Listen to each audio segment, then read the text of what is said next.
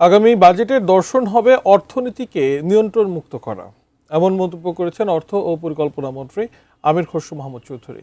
মঙ্গলবার দুপুরে রাজধানীর পুরানা পল্টনে ইকোনমিক রিপোর্টার্স ফোরাম ইআরএফ মিলনায়তনে এক সেমিনারে তিনি এই মন্তব্য করেন।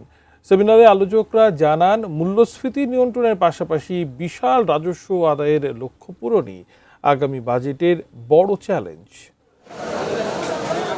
একদিকে প্রবৃদ্ধির লক্ষ্যমাত্রা থেকে পিছিয়ে পড়ছে দেশ, অন্যদিকে মূল্যস্ফীতির চাপে সাধারণ মানুষ। স্বস্তির জায়গা নেই রপ্তানি খাত। দেশের ভঙ্গুর অর্থনীতি পুনরুদ্ধার, মূল্যস্ফীতির লাগাম টানার পাশাপাশি নতুন কর্মসংস্থান সৃষ্টির চ্যালেঞ্জ মাথায় নিয়েই ঘোষিত হতে যাচ্ছে 2026-27 অর্থ বছরের budget. Economic reporters from ERF আয়োজিত এক প্রাক বাজেট সেমিনারে ব্যবসায়ীরা দাবি জানান, বাজেট প্রণয়নে কর্মসংস্থানকে অগ্রাধিকার দিতে হবে। কর্মসংস্থানকে প্রায়োরিটি দিতে হবে এবং যে ইন্ডাস্ট্রি আজ থেকে 20 বছর আগে আমরা করেছি সেই ইন্ডাস্ট্রি টোটালি অ্যামোর্টাইজ করতে পেরেছি সময় মতো, সেখানে অর্থায়ন করতে ভয় কিসে? এখন তো আপনাদের অ্যাসেট বেসড অনেক বেড়ে গেছে আমাদের। নিন মজাদার গোলমার্ক পপ, কুড়মুড়ে বাইটে ফুরফুরে লাইফ।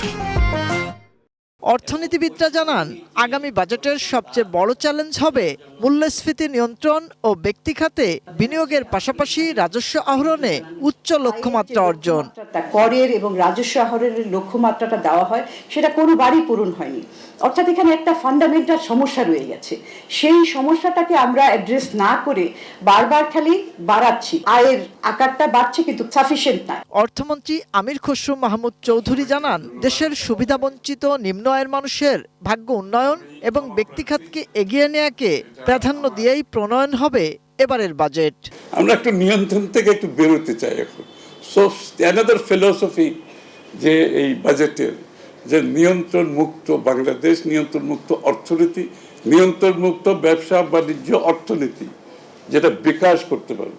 এ সময় অর্থমন্ত্রী জানান, আগামী 2 সপ্তাহের মধ্যে সিকিউরিটিজ অ্যান্ড এক্সচেঞ্জ কমিশন ঢেলে সাজানো হবে, যেখানে রাজনৈতিক বিবেচনা গুরুত্ব পাবে না বলেও উল্লেখ করেন তিনি।